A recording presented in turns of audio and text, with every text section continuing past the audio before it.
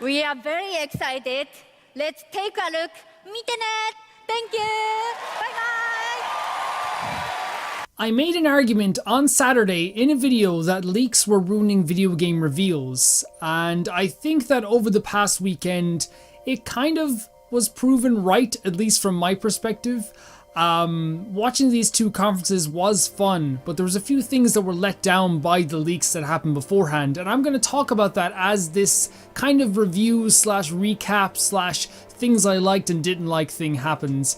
This is my E3 recap for 2019, and basically we're just going to go through the stuff that I liked and stuff that I didn't like, kind of make it a negative and positive sandwich, you know, when you don't like your vegetables, you smother them in ketchup. Microsoft started off their conference with Outer Worlds. There's not much to say about this other than this game looks just as good as I thought it would. I think everyone who was expecting this game to look great was not disappointed.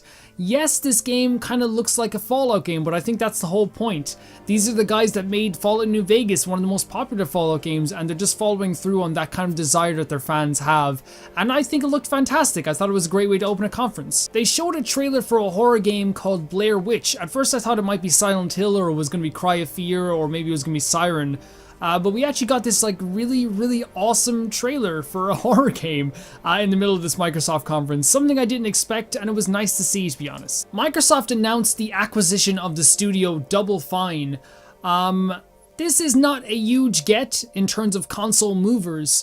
But Double Fine are one of those really creative companies that continue to make kind of like really beautiful and pretty and well-crafted games. You can tell they care about their games whenever you see them like making, like when you play one of the games, you're like, oh, they cared about this actual person that I'm playing as. What I mean when I say it's not a console mover is that I don't think it's gonna get like the millions of console buyers, but I don't think that's what they want. If you look at the acquisitions that Xbox have gotten so far, it's clear that they don't want this thing to be, here's our 4 staples. They kind of want it to be like Netflix, where you know, there's something for everybody, really. And I think with all the studios they bought and the studios they already have, I think there is starting to become that selection for Xbox where if you buy an Xbox, there is something for you. There might not be everything might not be for you, but there is something for you, which is kind of like the Netflix model. You know, Netflix doesn't have one big show, it has a bunch of shows that everyone's interested in, and I think that's a good idea, to be honest. We come to the first negative of the show, and I really hesitate to say negative because it didn't really kill the show for me in general. I love E3, so like it wasn't that bad, but Gears 5 had a weird showing for me. I'm a big fan of Gears of War, at least the first 2 games I played when I was younger, and I thought they were absolutely amazing. I would play those games religiously over and over and over and over again. I loved them to death. But this for me, the trailer that they showed first, I liked the tune that the song they were playing, but I felt like the trailer went on a bit long. I felt like the whole scene went on a bit long with like people talking about Gears. I feel like if you're going to show off Gears of War, the best thing you can do is, you know, they said they kind of want to go all like off, you know, be really creative, go off the wall. They wanted to gain trust first of all. And I feel like this is not the greatest way to do it, in all fairness. It looks good. It was cool having the 3 WWE guys playing the game. Going onto the stage was a weird gimmick, but I think in general, it was just kind of this like real momentum breaker for me personally. Now I know that people like it, and if you did really like it, please let me know why you liked it. But for me, I was just watching this and not feeling it. I just wasn't feeling it, and I just don't know what they were going for with the trailer. I just really don't. And it sounds like I'm a negative Noah, but like, you know what? I don't care. It's really just how I felt during the conference.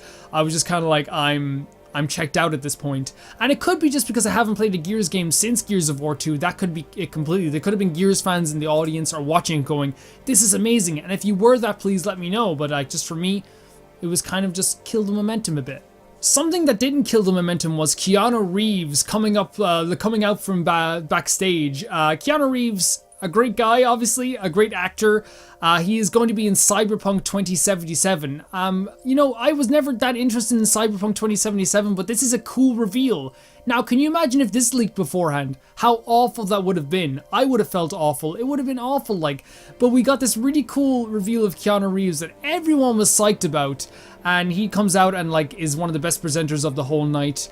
I think this is a really cool thing and a really cool get. I think it also shows that celebrities are starting to come over to video games because they understand that there's more than one way to tell a story.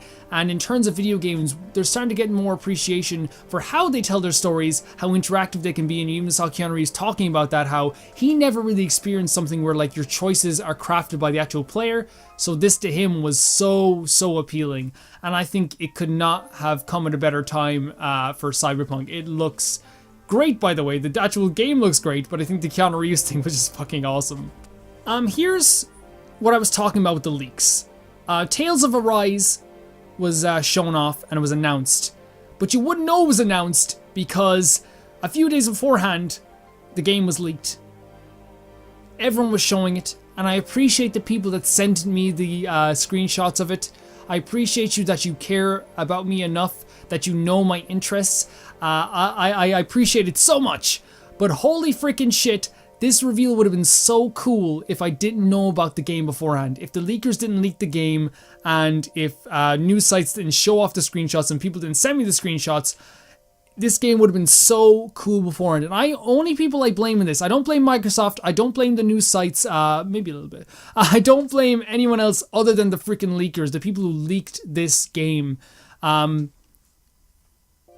was an argument with a known games journalist on Twitter where he said it doesn't ruin video game reveals, that's just a trick that they tell you, the corporate people trick you, like, oh, this ruins the big reveal for us.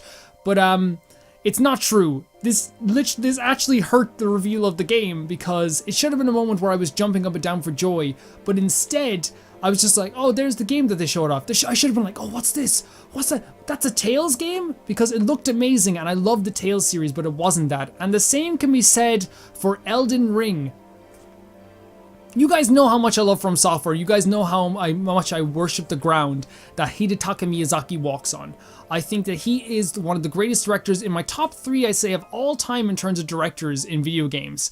And he should have been allowed to reveal this game with George R. R. Martin the way he wanted to, but he didn't get to because it was leaked beforehand, and then again everyone was sharing it, and instead of having this moment where I was again nearly crying or going mad or going crazy for this, it was just like, oh, there's that From Software game that they already talked about, that was already leaked. Which is unfortunate. It's really unfortunate because, again, Tales of Arise looks absolutely amazing. Elden Ring, the world looks amazing. Apparently the mythos of the game is being created from a base that was given to him by Miyazaki, by George R. R. Martin. I'm really excited for that too. But overall, like, that should have been a reveal that was created on their own terms. And again, if I do grade this, I'm not gonna grade down Microsoft or Bandai Namco. It's the fucking leakers, man. Like, this was fucking ruined by them. And not ruined because, of course, it was still a cool reveal, but it still upsets me that we didn't get to have this, like, awesome E3 moment. The perception of a game can change on its reveal, and I think that we would be talking about Elden Ring all day on Twitter. Like, I think it would be trending like crazy if it wasn't for it leaking a while beforehand and then a week beforehand as well. Overall, I think the Microsoft conference was actually kind of fun. I think that it's a big task going first because we don't have a curve to grade on, so it was kind of hard for them to go first, but I understand how hard that can be. I also understand how hard it is to put together a show like this where you're not going to make absolutely everybody happy. Overall, I think they did a great job. I'd give them a B if I was grading them, but it's kind of like one of those things that it's not their fault because the 2 biggest reveals that would have been absolutely amazing, it was out of their control. They literally had no control over it. I'm sorry for going on a rant about it, but it upsets me. It does upset me. They should have had this really cool, awesome reveal, but instead it was leaked beforehand. But yeah, I think they did a good job. I think Phil Spencer always comes across as a nice dude as well. And the Halo trailer, even though I don't play Halo, looks pretty great. Did you guys see? Oh, you did? Okay, you couldn't see the actual writing on the thing. That's good. And talking about Bethesda very quickly, it was, I wasn't expecting a whole lot from the conference, but we actually got more than I expected. Todd Howard comes out and he's one of the most charming people in the freaking world, and that's a problem because he comes out and he says, yes, the criticism that you gave us about Fallout 76 is 100% warranted. And everyone's like, yes, of course it is, yes, which was nice to hear him say. And then he said, we're improving the game, we're improving Fallout 76. They're adding NPCs to the game, they're adding like new quest lines, they're adding a battle royale mode. Great, all that stuff is great, but I feel like the whole idea of veiling this as a year 2 to me is kind of it's kind of funny, because like NPCs are a basic video game thing. Maybe it should have been there from the start.